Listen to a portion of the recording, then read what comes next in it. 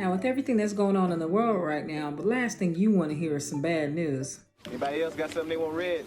I can't blame you. So instead, we'll talk about voting.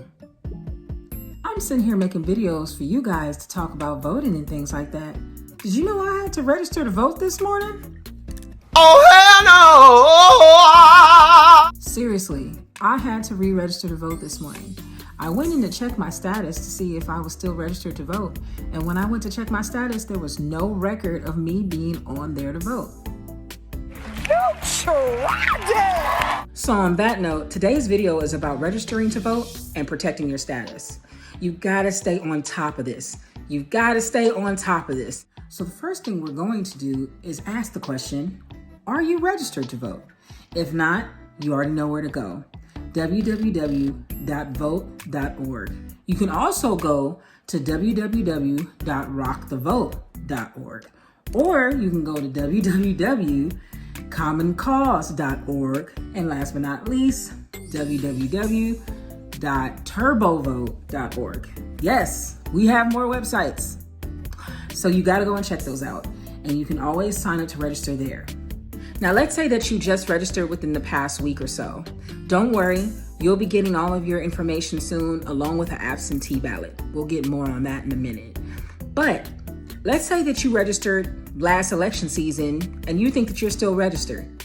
Check anyway. 10-1, have you moved in the recent couple years since 45 got elected? Have you moved since the last primaries? Have you moved?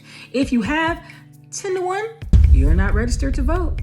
You're still going to be under that old address. So you need to go and make sure that you are registered to vote. If you're not, re-register. And it's very important that right after you register, get a voter registration receipt sent to your email immediately. Now let's talk the absentee ballot. Normally, you can get online, request the absentee ballot, it's mailed to you, or your provisional ballot, and you can either take it to the voting poll and have it turned in, or you can mail it back in. This year, due to COVID-19, everybody will be receiving an absentee ballot. So if you do go to any of the websites requesting for an absentee ballot, they're going to let you know that one is already being sent to you in your state, depending on the regulations that is going on with COVID-19. Some people are still available to vote in person, like today. Today we have primaries in Kentucky, New York, and in Virginia. They'll be able to go vote at the polls. Make sure you get out there and vote. Another important part of voting is checking your primary dates.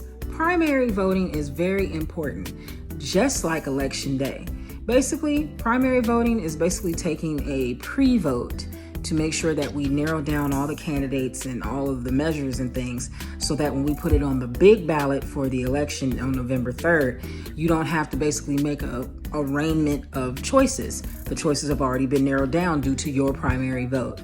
That's why the primaries are so important. A lot of things and a lot of people slip through the cracks because people don't vote on primaries. So make sure to check your state, your town, your city, wherever you are voting from, and check when your primaries are so that you don't miss it.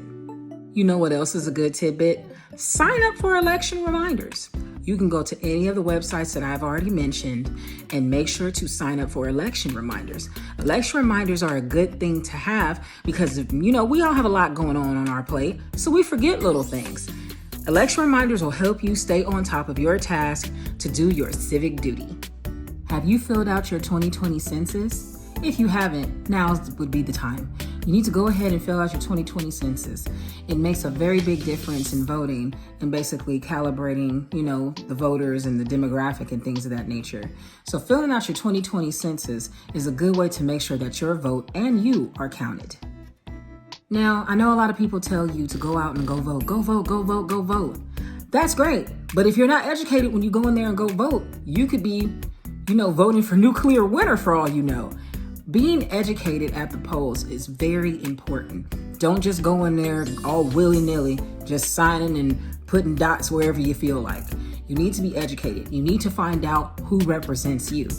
That's why I'm here, to tell you who's representing you and who represents and where to go study so that you can be able to make a very conscientious decision when you cast your ballot.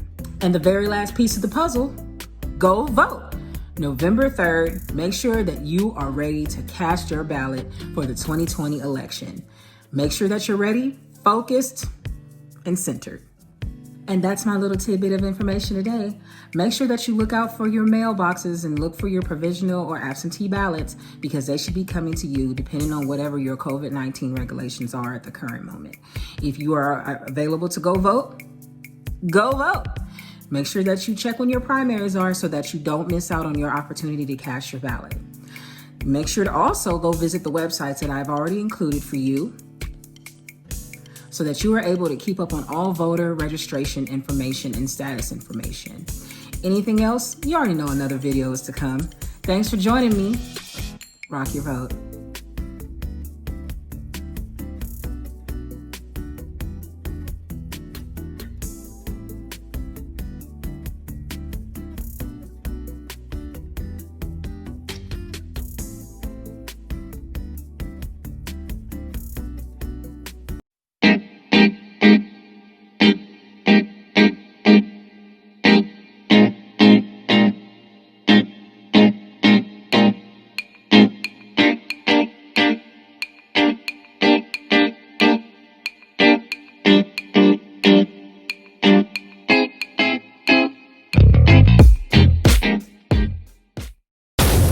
This is a Swift production.